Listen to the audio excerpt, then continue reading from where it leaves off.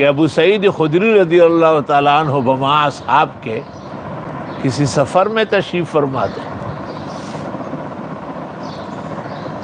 عرب دستور تھا کہ لوگ آس پاس آ کے رہنے والوں کا دریافت کرتے تھے کہ آپ کہاں سے آئے، کون لوگ ہیں، کہاں جا رہے ہیں اور کتنے دن یہاں قیام کریں گے، اور اس کے بعد آبادی سے کھانا آتا تھا۔ یہ نفوس قدسیہ، روئے زمین پر ملائک کی جماعت، ان کے قریب میں آٹھیری اور وہ ٹس سے مس نہیں ہوئے۔ یہ حیران تھے کہ عرب دستور کہاں چلا گیا۔ اتنے میں اس قبیلے کے سردار کو کہیں سے سانپ نے ڈسا۔ فَسَعَوْا لَهُ كُلَّ شَيْءٍ فَلَمْ يَنْفَعْهُ، بخاری۔ ہر طرح کوشش کی، کوئی آرام نہیں آیا۔ ان کو کہا گیا کہ یہ سفید پوش آ کے یہاں ٹھہرے ہوئے نبی آخر زمان کے لوگ ہیں، ان سے تو پتہ کرو شاید کوئی کام کاج بھی۔ وہ لوگ آئے اور انہوں نے کہا کہ دیکھیں ہمارے امیر کو سانپ نے ڈسا ہے، ہم نے تو بڑی کوشش کی اور ہر طرح کے سپیرے اور دوائیں استعمال کی، امیر مرنے کے قریب ہو رہا ہے۔ ابو سعید خدری رضی اللہ تعالیٰ عنہ نے کہا کہ میں جاؤں گا اور دم کروں گا، وہ فائدہ ہوگا، لیکن میں یہ پوچھنا چاہتا ہوں کہ عرب دستور کے مطابق ہماری مہمانی یہاں ضروری تھی یا نہیں؟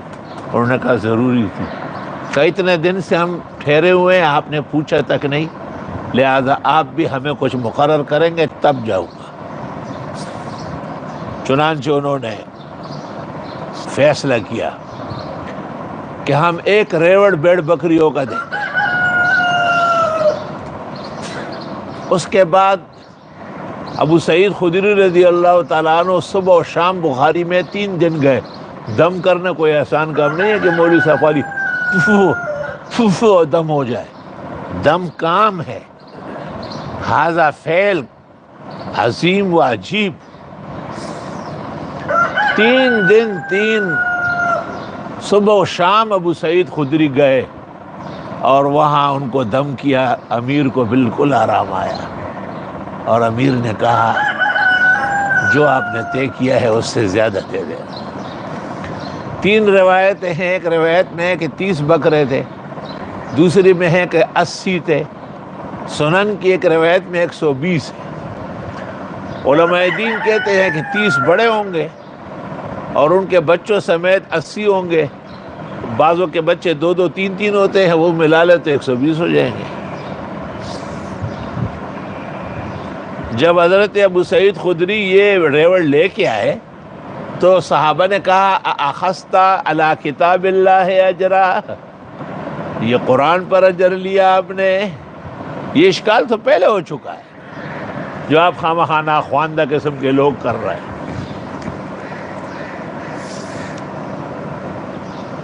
چنانچہ مدینہ منورہ پہنچ کر رسول مرسل نبی مکرم صلی اللہ علیہ وسلم کی خدمت میں عرض کیا۔ آپ نے ابو سعید سے پوچھا کون سی سورت پڑھی؟ تو فرمایا گیا کہ فاتحہ،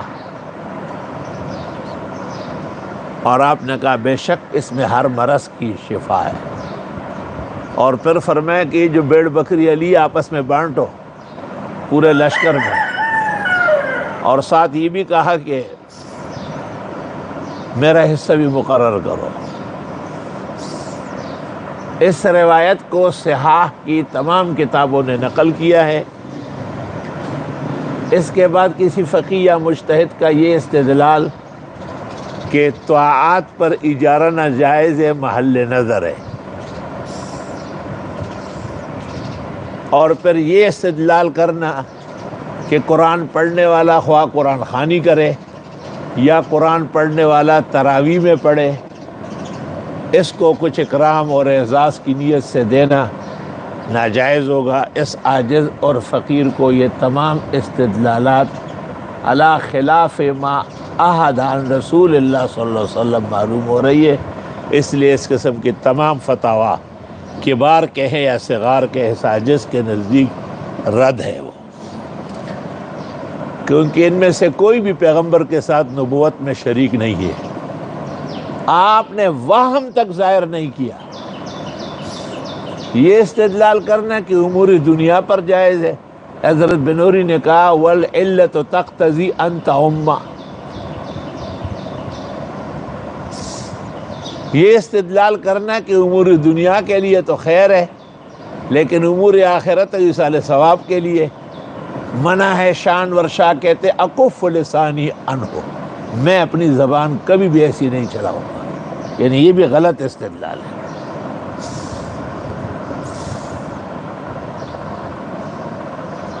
ترمذی شریف میں ہے کہ جب پیغمبر نے تیس الفحل کو منع کیا کہ اونٹ اونٹنی کو چھوڑ دے یا بکرا بکری کو، اور اس کے بعد وہ کچھ انعام و اکرام کرتے، یہ تو آپ پیشاب بیچ رہے، انہوں نے کہا نحن نکرم، ہمارے یہاں اکرام کے طور پہ دیا جاتا ہے، آپ نے کہا جائز ہے۔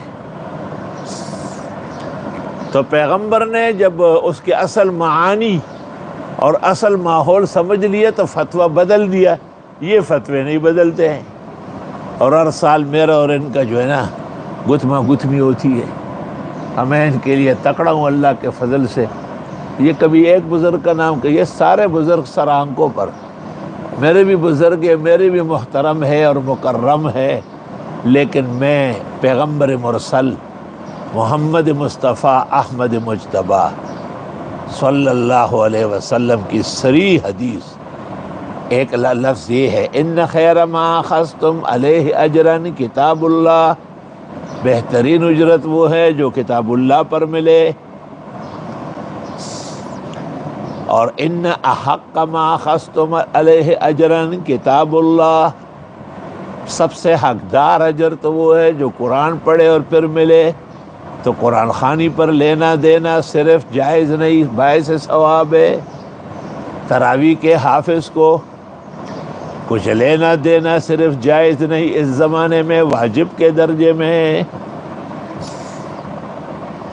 یقیناً اکرام ہے، اور اسی فتوی پر میں قائم ہوں اور قائم رہوں گا، اور ساڑھا پلہ بھاری۔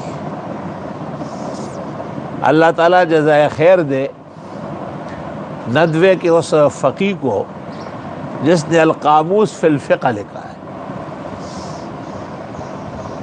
اور اس نے مانعین کے بھی ادلہ نقل کیے اور مجوزین کے بھی، اخیر میں لکھا مانعین کے ادلہ کمزور کچے پھیکے پھیکے، اور مجوزین کے ادلہ صحیح درست اور زوردار ہے۔ علامہ آلوسی نے بھی روح المعانی کے اندر وَلَا تَشْتَرُوا بِآيَاتِي ثَمَنًا قَلِيلًا پر لکھا ہے کہ وَذَكَرُوا فِي الْمَنْعِ أَحَادِيثَ لَا تَصِحُّ، ممانعت کی حدیثیں صحیح نہیں ہیں، وَقَدْ صَحَّتِ الْأَخْبَارُ وَتَضَافَرَتْ أَقْوَالُ الْعُلَمَاءِ عَلَى جَوَازِ ذَلِكَ، صحیح احادیث اور علماء کے ہر دور کے اتفاق سے اس کا جواز معلوم ہو رہا ہے۔ کائنات اسی پر آباد ہے الحمدللہ۔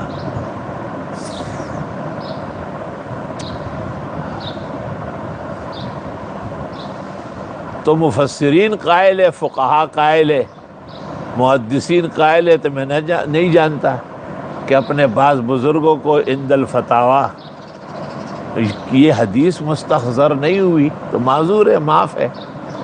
اور